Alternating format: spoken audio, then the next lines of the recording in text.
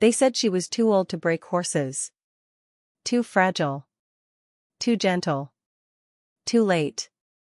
When the sun rose over the dusty plains that morning, Eleanor Hayes, 67 years old, her silver hair tied in a rough braid, stood by the paddock fence, staring at a young, unbroken Mustang that had been brought in the night before. The animal was wild, trembling with defiance, its coat glistening in the light like storm clouds over open land. Most people in town said she wouldn't last a day with it. Some even whispered that she was crazy to try. Eleanor didn't listen. She had heard all that before. Years ago, when she was 20, 30, even 40, she had been one of the best horse trainers in the county. People came from neighboring states just to watch her work. They said she didn't tame horses, she understood them. But time had its way of wearing down both bones and reputation. Her husband had passed, her ranch had fallen quiet, and one by one, people stopped calling her name. Until last month. That's when the sheriff's boy, young Colton, had shown up with a trailer and a challenge. Inside was a horse nobody could touch. Wild as wind, unpredictable as fire. They said it had thrown 3 men and nearly trampled one. And in the small town of Dry Creek, where talk spread faster than lightning, the story became a kind of local legend. So when Eleanor said she'd take the horse, the laughter came quick. She can barely lift a saddle, one man joked at the feed store. Another said, if she doesn't break her back first, that horse sure will. Eleanor didn't argue. She just smiled, slow and quiet. Let's see what he has to say about that, she'd replied. Now, standing in the crisp morning air, she stepped into the corral, boots pressing softly into the dirt. The Mustang snorted and kicked, his eyes full of fire. For a moment, there was nothing but wind, soft, low, carrying whispers from the hills. Then Eleanor began to hum. It wasn't a tune anyone else would recognize, something old, something she used to sing to the foals when her husband was still alive. Her voice was low, steady, as she took a single step closer. The horse's ears flicked forward. Another step. The Mustang's nostrils flared, muscles twitching. But Eleanor didn't raise her hands or use a rope. She just looked at him, really looked, with that same calm gaze she'd once used on every troubled soul, human or animal, that crossed her path. Minutes passed. Then, slowly, the horse lowered its head. The ranch hands who were watching from the fence went silent. Nobody said a word. Eleanor smiled faintly and whispered, "There you are." To anyone else, it looked like nothing. A woman standing near a wild horse. But to those who knew, it was the beginning of something remarkable, a conversation between spirits that spoke in silence. Because Eleanor wasn't just trying to tame the horse. She was trying to remember herself. And for the first time in a long time, the land seemed to listen. Morning came thin and cool, a pale ribbon at the edge of the land. By the time the sun showed itself, Eleanor had already dragged a rake across the corral, erasing the night's skids and gouges, giving Cinder a clean slate to write new mistakes on. Horses read ground like a book, she wanted this chapter to say begin again. Colton arrived late, clutching a paper cup and the look of someone ready to see a miracle or a disaster, whichever told the better story later. He stood on the bottom rail, steam from his coffee mingling with the Mustang's breath. Cinder tossed his head from the far end of the corral, not agitated, not calm, somewhere in the restless middle where most living things spend most of their living. "What's first?" Colton asked. "Circle work," Eleanor said. "But not chasing." He blinked. "Ain't that the point, make him move his feet until he gives?" "That's the point for people who can't stand to hear no," she replied, picking up a long, slack line and a training flag that had seen more years than the boy on the rail. "I don't need his fear. I need his attention. There's a difference." She stepped in, not straight at Cinder, not sneaking either, just a soft diagonal that made room without surrendering ground. He watched her come, a flicker of unfamiliar calculation under his eyes. Yesterday had made an agreement that today would now test. Eleanor let the line trail, silent as a shadow. She raised the flag only to the height of her own wrist, a whisper of motion rather than a threat. "Walk on," she breathed. A half-beat of silence. Then Cinder moved. Not the fleeing, ragged sprint of arrival night, but a wary, braided stepping where each hoof asked the dirt a question before trusting it. Eleanor stood near the center, not a pole, not a pivot, but a tide the circle could lean against. Her shoulders spoke the language a horse understands, this much, and no more, now, and not yet. When Cinder sped up, the flag lifted a hair. When he slowed, her breath flowed longer. Release was the grammar. Timing, the accent. "Pressure ain't punishment," she murmured to Colton without looking back. "It's punctuation. You use it to say not that, this. You don't write whole sentences with exclamation points." Colton snorted a laugh in spite of himself. "Most folks do. Which is why most horses stop reading." 10 minutes in, sweat carved a dark collar on Cinder's chest. His ear tipped, left toward Eleanor, left again, a question mark without words. She turned her left shoulder away, inviting his eye. "And, change," she said, and stepped, 1, 2, across the line of his path. Cinder hesitated, then rolled his hips and reversed, the circle now a mirror of itself. The flag barely moved. The boy on the rail did. "Sheesh," Colton whispered. "My Uncle Woody had a lariat on him by now." "Your uncle tied knots in problems he created," Eleanor said. "Cinder's got enough knots of his own." At the third change of direction, the Mustang's pole dipped. Not submission, Eleanor hated that word, but the loosening of a thought that had been clenched. She breathed out with him, long and audible, a sound he matched on instinct. Breath is the oldest heard language. Share it, and the body listens. She decreased the circle by a step, then another. Cinder drifted closer, swinging, testing the magnetic line between them. "And, in," she said, dropping the flag to her side. She turned and walked away, again giving her back, an invitation and a dare. Curiosity followed before pride could object. Cinder's strides shortened, dust changed the taste of the air. Eleanor stopped. He stopped. The gap between woman and horse was a question you could step across. "Good boy," she said, words like fingertips. She did nothing else. No patting, no grabbing, no sudden harvest of the moment. People break trust there, snatch for proof. Eleanor let silence be proof enough. The wind helped. So did the sun, now warm enough to unfreeze the day. She reached into her vest pocket and drew out something coiled and well-oiled, the old rawhide hackamore her husband had braided in a winter that had no kindness in it other than this. The knots were worn smooth where years had held them. The Makati line smelled of smoke and citrus saddle soap. Memory can make ordinary things holy. "You're not using a bit?" Colton asked. "Not yet. Metal tells a hard story. He needs a softer chapter first." She lifted the bowsaw to Cinder's nose, not touching him with it, just letting the scent travel. The Mustang flared his nostrils, then sneezed and shook his mane as if embarrassed by the violence of having a nose. "It's a handshake," Eleanor explained. "He sniffs. I wait. We both decide not to lie." She lowered the loop. Cinder eyed it, then her. She half turned away, less eye, less square, dropping the temperature of the ask. When he stretched his neck an inch toward the leather, she exhaled and withdrew it an inch, too. Colton frowned. "Why'd you take it away?" "Because he came forward." A smile ghosted across her mouth. "You don't answer a brave step with a full court press. You say I saw that. Then he'll offer you 2. 2 came. Then 3. On the 4th, Cinder let his muzzle graze the rawhide.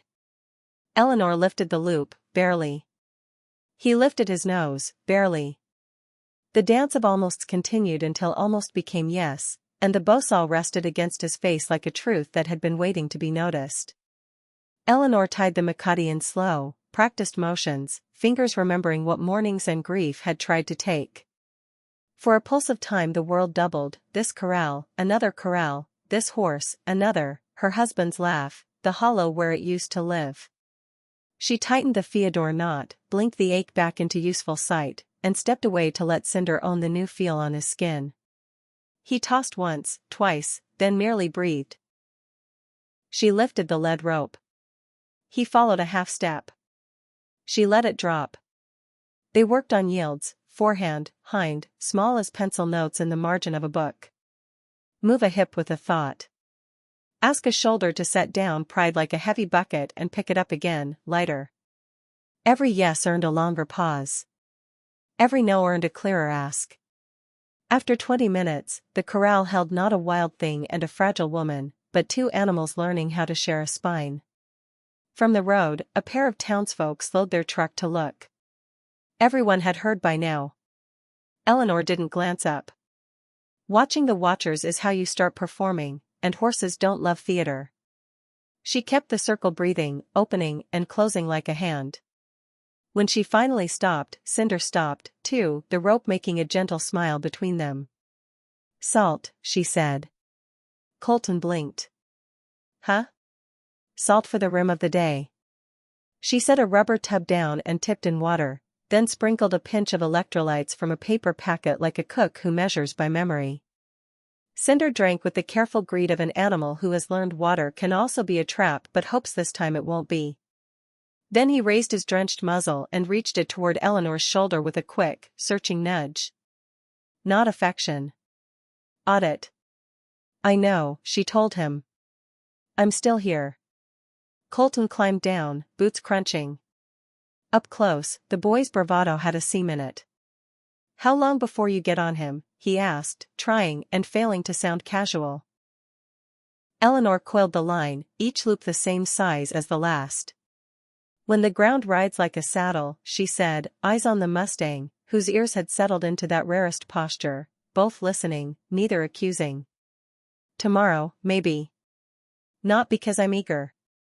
Because he will be." "You think he will?"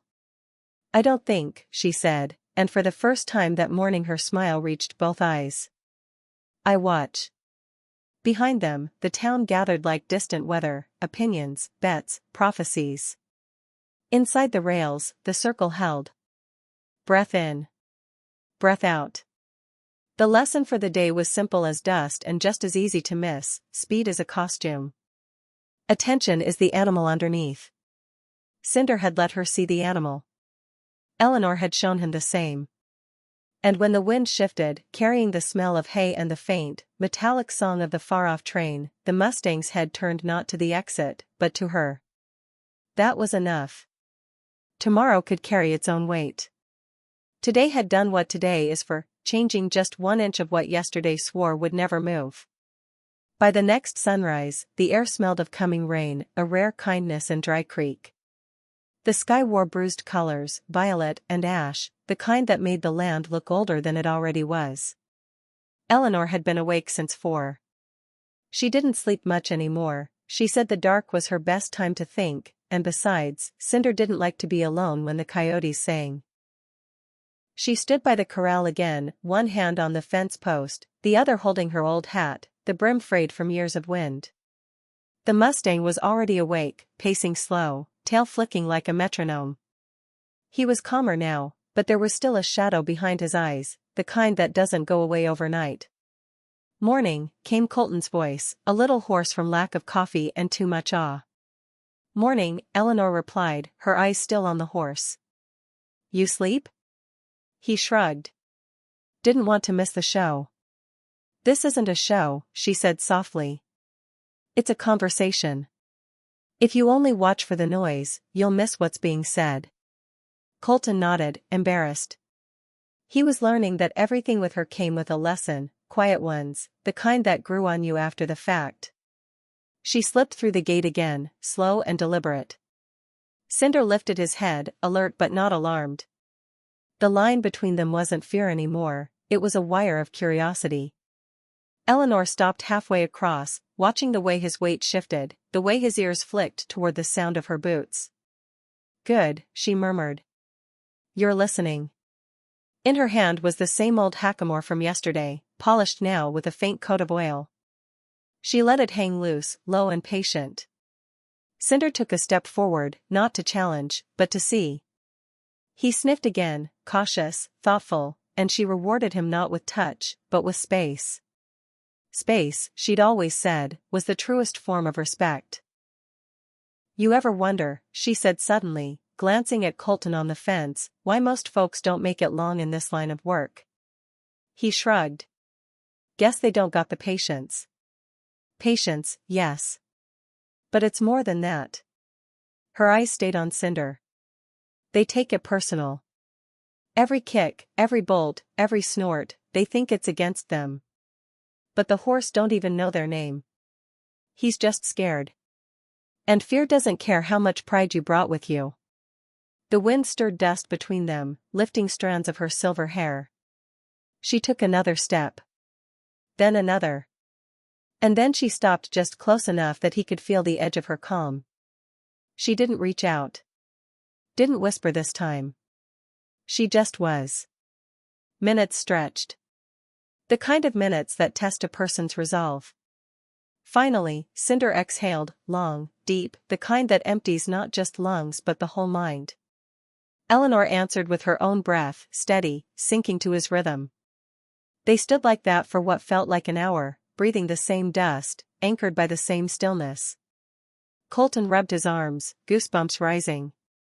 He's letting you in, he whispered. Eleanor smiled faintly. No, boy. He's letting himself out. Then she did something even bolder, she reached for the saddle blanket. The air shifted, electric. Cinder's head rose, the whites of his eyes showing for a heartbeat. Eleanor froze, not in fear, but in focus. Easy now, she said softly, lowering the blanket so it brushed her knee instead of his side. See? Not every new thing hurts. She let him smell it, touch it, decide. Every flinch he gave, she waited it out. Every breath he steadied, she mirrored it. And when she finally laid the blanket over his back, it was him, not her, who made the last move forward. Colton let out a low whistle. I swear, ma'am, that horse trusts you more than most folks trust their kin. That's because I don't lie to him, she said, adjusting the corner of the blanket so it fell smooth. Humans break horses because they need to prove something. I just ask them to believe something instead. As she stepped back, Cinder turned his head toward her. For a second, just a second, he looked almost gentle. Then thunder rolled from far off. The sound rumbled across the land, deep and heavy. The horse's muscles tensed again. Eleanor looked at the sky. We'll stop here, she said. No point teaching when the air's full of warnings. She walked him back to the fence, unhurried. When she closed the gate, she rested both hands on the top rail, watching him settle. Tomorrow, she said softly. Tomorrow we try the saddle. Colton grinned. You think he'll let you? Eleanor's smile was quiet, knowing. He won't let me, she said. He'll choose to. Big difference. The boy didn't fully understand, but something in her tone made him believe it anyway. And as the first drops of rain began to fall on the corral dust, Eleanor stood there, eyes half closed, listening to the sound of both, the water and the horse. Each reminding her that wild things aren't broken. They're just waiting for someone patient enough to understand the storm inside them. By dawn, the storm had passed, leaving behind a silence so thick it hummed. The air smelled of wet dirt and cedar. The corral was streaked with rivulets where the rain had carved little rivers overnight. Eleanor liked mornings like this, clean, honest mornings where the land felt reborn, even if the people living on it were still carrying their same old ghosts. She moved slower that day. Her knees ached from the damp, and her left shoulder still had the memory of a fall from 20 years ago. But her eyes were sharp, alive. The kind of eyes that didn't see just what was in front of her, they saw what could be. Cinder stood near the gate, watching her. His mane was heavy with dew, and his coat gleamed like bronze. He didn't pace today. He waited. That alone was enough to make Eleanor's heart swell a little. Morning, partner, she said softly, sliding the gate open. You ready to make history? Colton appeared behind her, yawning and holding 2 mugs of coffee. He handed one over, trying to act casual but too eager to fool anyone. I told the boys at the diner you were gonna be up on him by noon, he said. She took a sip, the bitter taste grounding her. You shouldn't make promises that belong to someone else's bones, she replied. He scratched the back of his neck. Still, they're all waitin' to see it. You know that, right? Folks are talkin'. Some say you'll pull it off. Others say you'll break your hip first. Eleanor chuckled.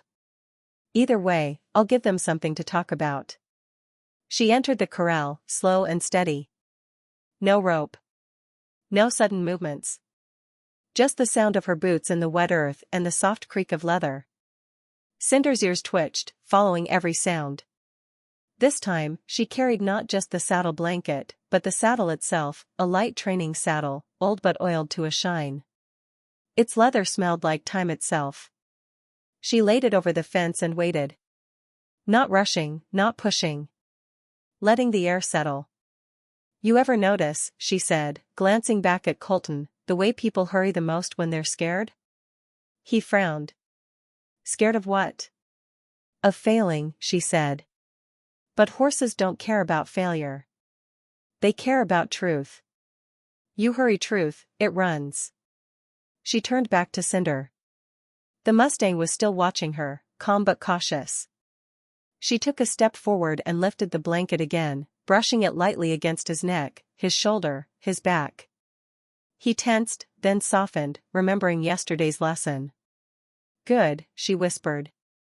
You see? Nothing's changed except what you've decided to believe. Then came the saddle.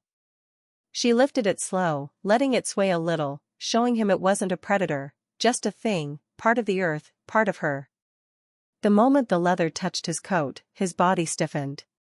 Eleanor didn't flinch. She kept breathing, deep and even. Cinder blew out sharply, stomping once, twice, but didn't bolt.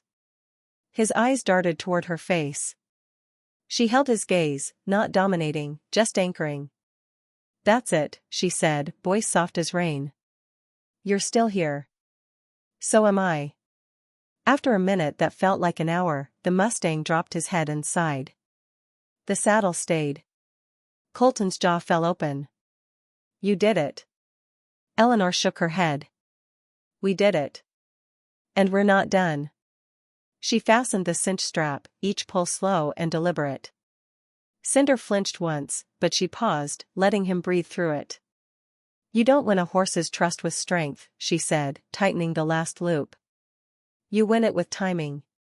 When she stepped back, Cinder was standing tall, proud, uncertain, but not afraid. His ears flicked toward her, and for the first time, there was no trace of resistance, only readiness. Now, Eleanor said, comes the real test. She put a foot in the stirrup but didn't mount. Not yet. She leaned in close, resting her hand against his neck, feeling the heat and pulse beneath the skin. Her eyes softened, and for a moment, she wasn't talking to a horse anymore. You remind me of someone, she whispered. Someone I couldn't save. Cinder shifted slightly, turning his head toward her voice. His breath fanned against her shoulder. She smiled, blinking back the sting in her eyes. Guess life's giving me another chance. With that, she swung up. Not fast, but with the practiced ease of a woman whose muscles remembered what her years tried to forget. The saddle creaked. The Mustang trembled, but he didn't move away. Easy, she said, barely above a whisper. We're just finding balance. For a few long seconds, they were still.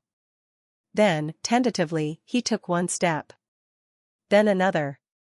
Eleanor didn't kick, didn't pull, didn't force. She just breathed. And there it was, movement. Gentle, unhurried, perfect. Colton hooped, pumping his fist. She's ridin' him. She's actually ridin' him. Eleanor smiled through tears she didn't bother to hide. No, she said softly, he's letting me borrow the moment. The wind picked up, scattering the last bits of rainwater from the fence rails. The land seemed to exhale with them. And for the first time in decades, the woman they said was too old to break horses was flying again, without leaving the ground. By mid-morning, half of Dry Creek had found a reason to drive down to Eleanor Hayes's ranch.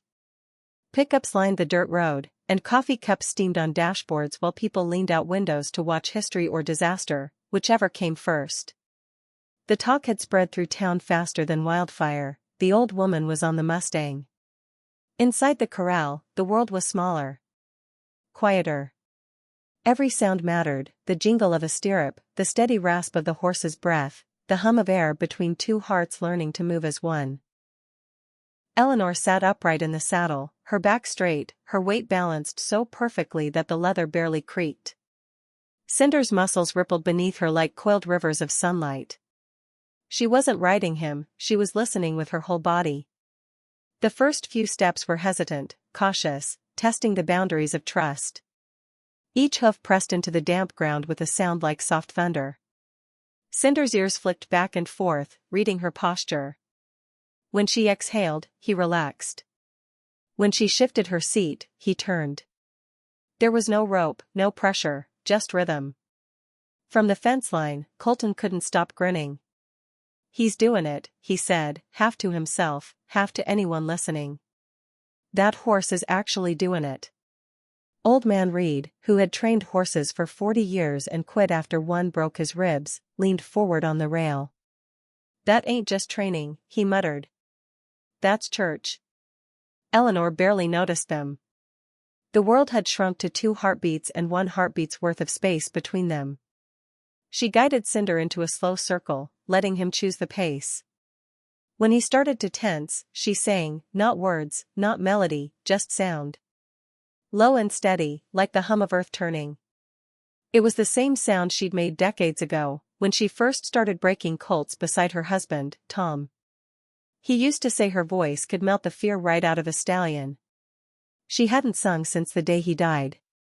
Until now. Cinder's stride softened. His head lowered. He snorted and began to breathe in time with her. Every step was an act of surrender, not the kind born of defeat, but of trust rediscovered. "That's it," Eleanor whispered. "That's the truth of you." Then, without warning, a gust of wind slammed the corral gate. The metallic clang shattered the stillness. Cinder's body went rigid. His muscles fired, his eyes widened. Before anyone could react, he reared, high and wild, hoofs slicing the air. Gasps erupted from the fence. Colton shouted, "Hold on." But Eleanor didn't grab the reins. She didn't fight. Fighting would mean fear. And fear would break what they'd built. Instead, she leaned forward, pressing her hand against the Mustang's neck. "You're all right," she whispered, the words trembling through her breath. "You're all right, boy. I'm still here." For a heartbeat, it was chaos. Then, slowly, impossibly, Cinder came back down, his hooves hitting earth like thunder finding its home again. He snorted, shook his mane, and stood trembling. But he didn't bolt. The crowd went silent. Eleanor stroked his shoulder, her hand steady despite the storm raging in her chest. "That's how we learn," she murmured. "Not by never falling, but by choosing to stay." She eased him into motion again, one slow step, then another. The circle resumed, smaller now, tighter, closer.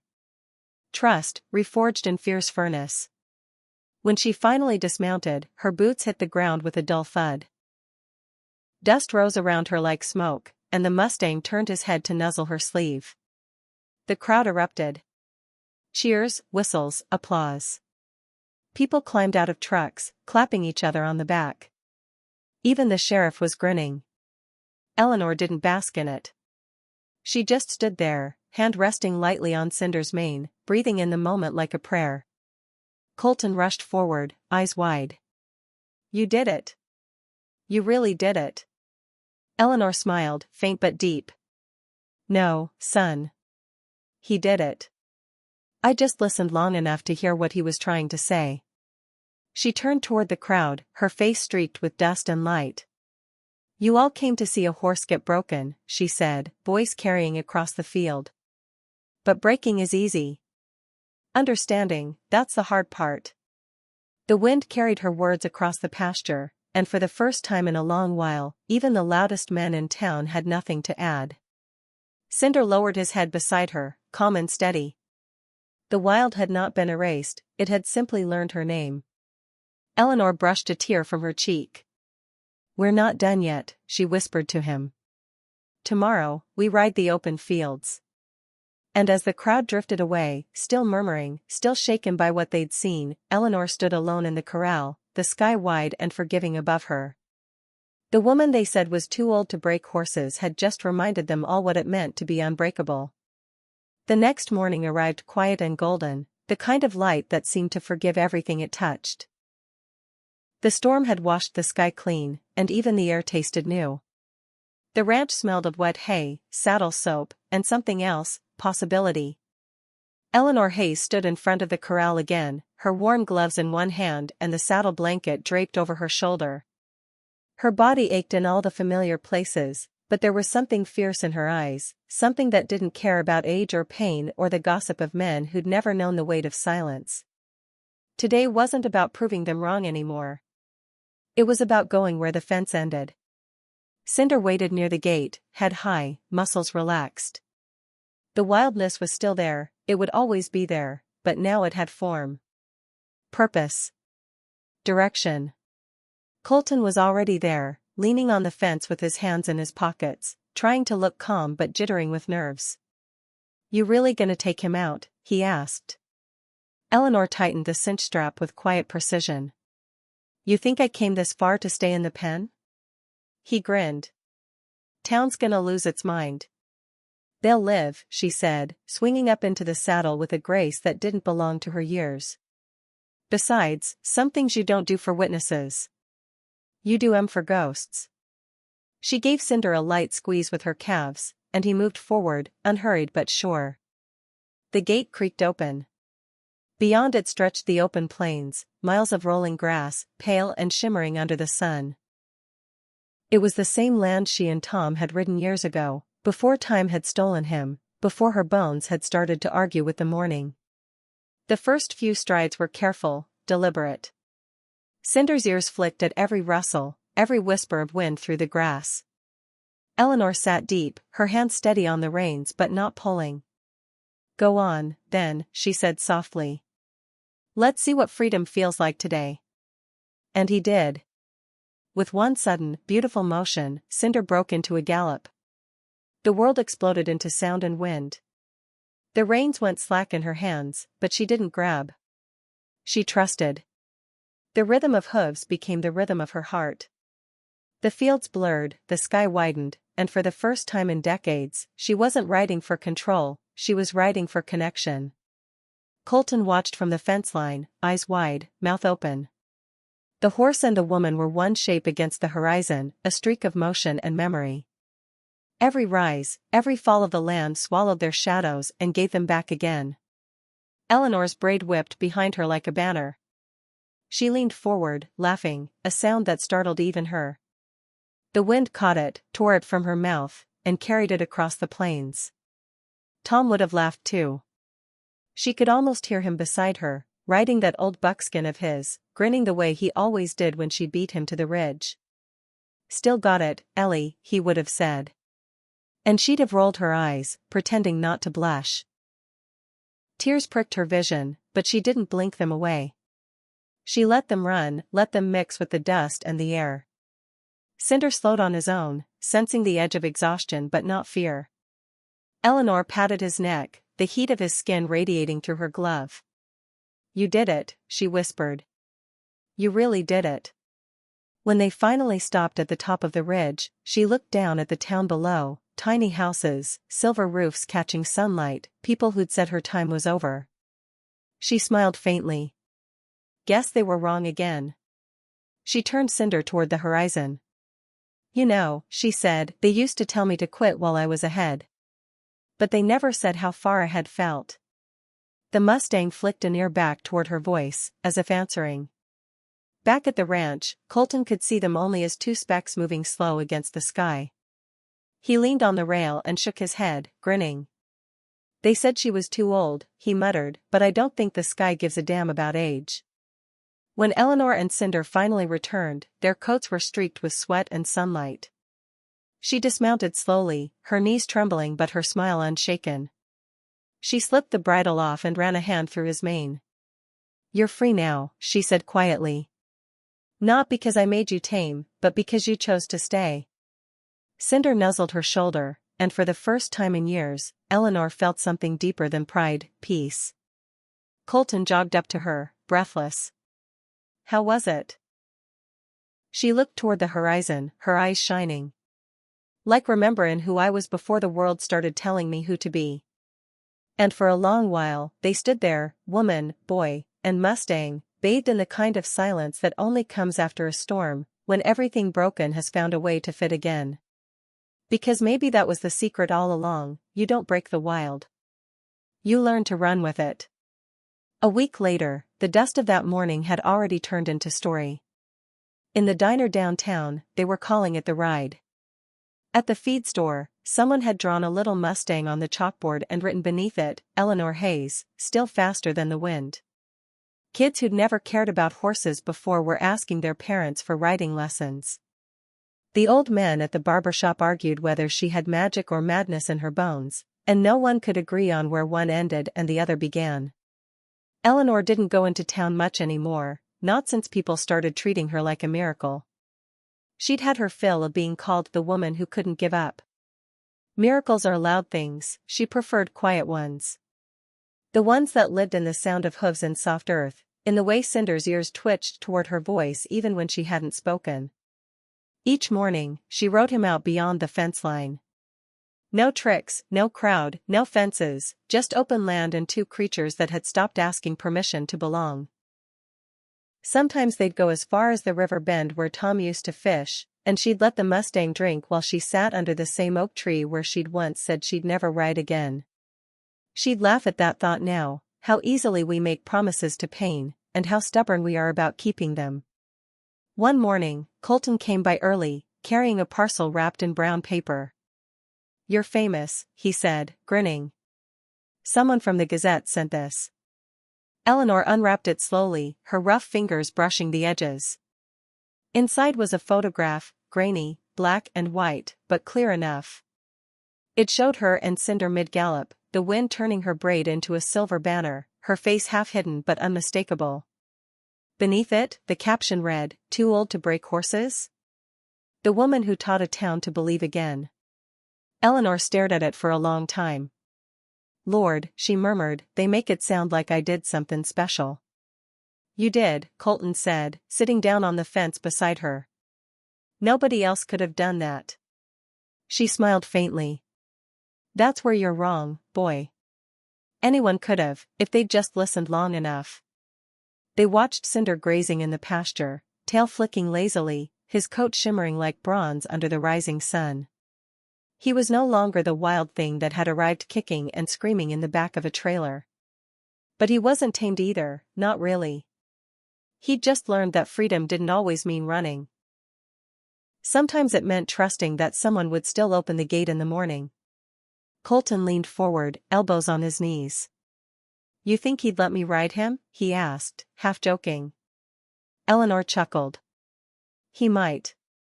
But he'll know the truth of you before your boots hit the stirrups. Horses don't read faces, Colton.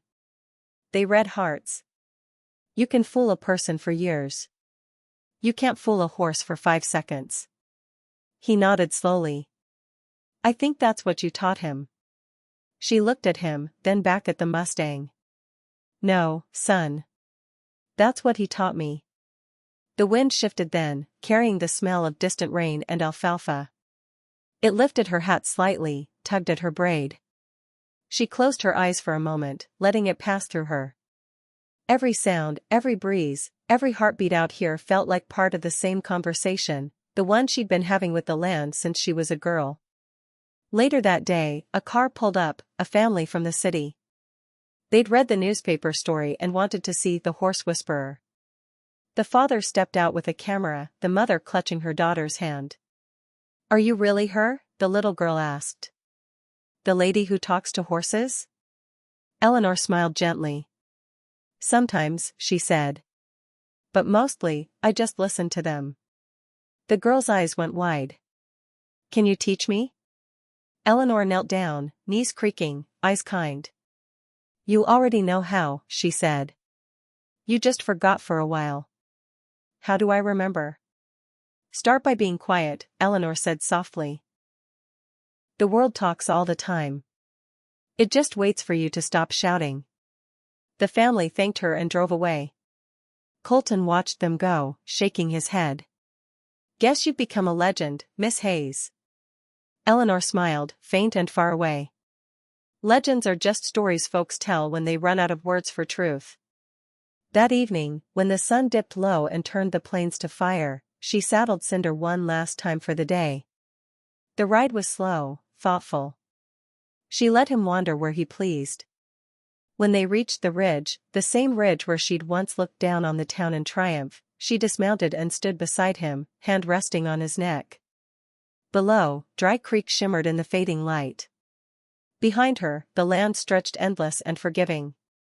They said I was too old, she whispered. But maybe they were just too young to understand. The Mustang brushed her arm with his muzzle. You and me, boy. We'll keep riding till the wind forgets our names. And somewhere beyond the hills, thunder rumbled again, not a warning this time, but a reminder. That wildness never dies. It just changes form. Weeks passed, and summer rolled into its softer days, when the air grew thick with heat and memory. The prairie grass turned gold, the river thinned to a silver ribbon, and the sound of cicadas filled the evenings like an old lullaby. Eleanor had fallen into a rhythm. Mornings with Cinder, afternoons tending the barn, evenings on the porch with tea that always went cold before she finished it. But something had changed, not in her body, but in the quiet itself. The silence that used to ache now hummed with life. She didn't ride every day now. Some mornings she just stood beside him, letting the light rise around them, sometimes resting her forehead on his neck, whispering stories of Tom and the foals she'd raised. Funny thing about time, she said one morning as Colton stacked hay. When you're young, it feels like it owes you. When you're old, you realize it was a gift the whole time. He grinned. I hope I'm that wise at 67. If you listen to your horses, maybe you'll get there faster. That evening she walked to the ridge again. Cinder followed. Rain's coming, she whispered. The valley below glimmered, the roofs catching late light. They think I tamed you, she said, smiling. If they only knew, you tamed my stubborn heart. When rain began to fall, she didn't move. They'll tell our story, she murmured, brushing his mane. But between you and me, we'll know what really happened. Cinder breathed warm against her palm. They said I was too old, she whispered. Maybe age just means you've lived long enough to listen right. Lightning flickered. The horse didn't flinch. You're not the only one who's wild, boy. I just hide it better. Later, she let him free in the paddock. He stopped, turned, and looked back at her. I know, she whispered. Me too.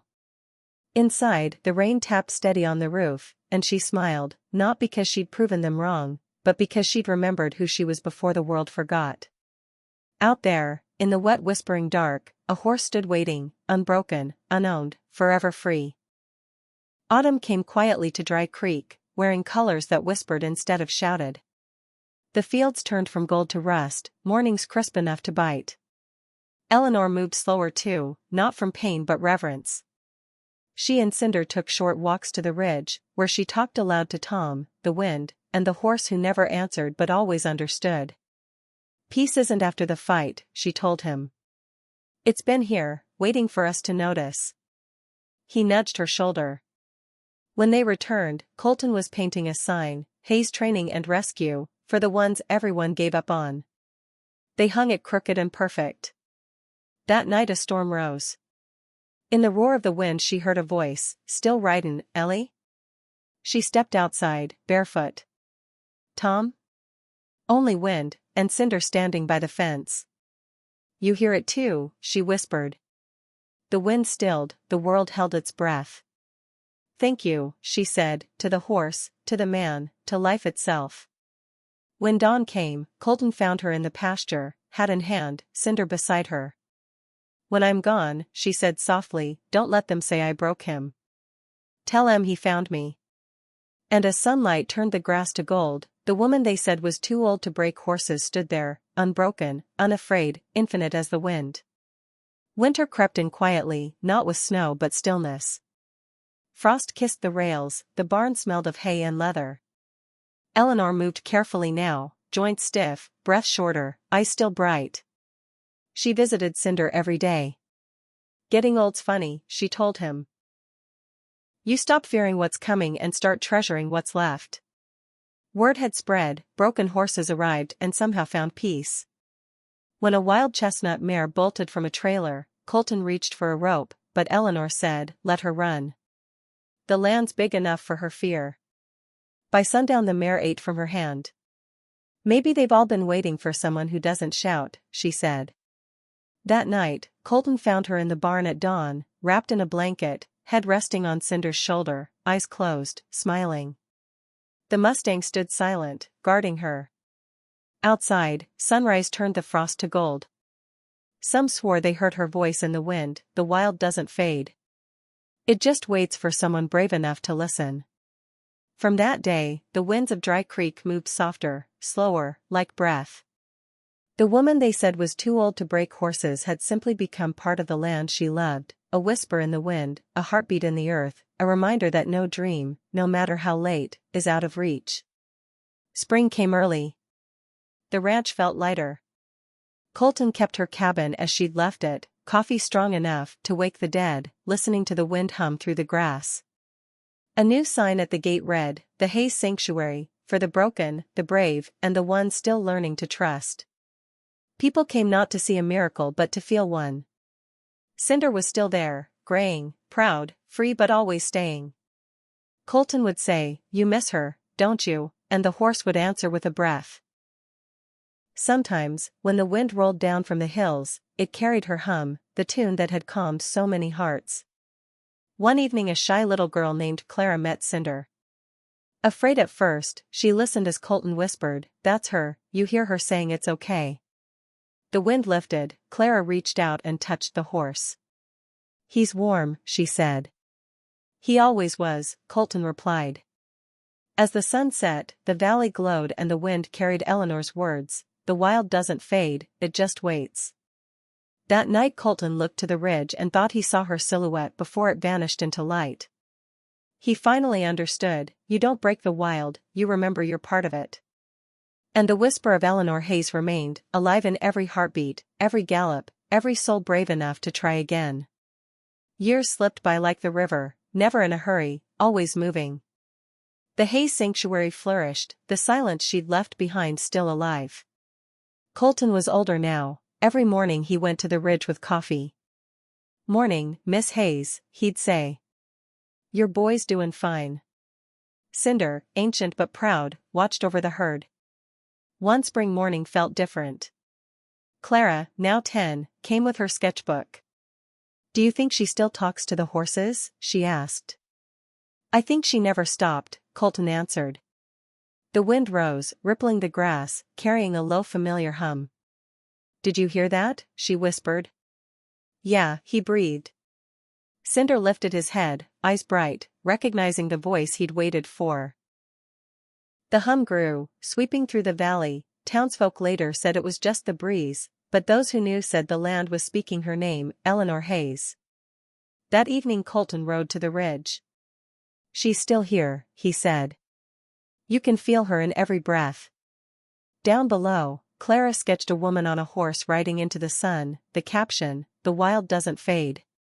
It just waits for someone brave enough to listen. As dusk fell, Cinder lifted his head and gave one final call, echoing across the valley. The sound lingered, half wind, half memory. Eleanor Hayes had never truly gone, she had become what she'd always chased, the wild wind that never breaks, the heartbeat of open land, and the voice that whispers forever, ride on.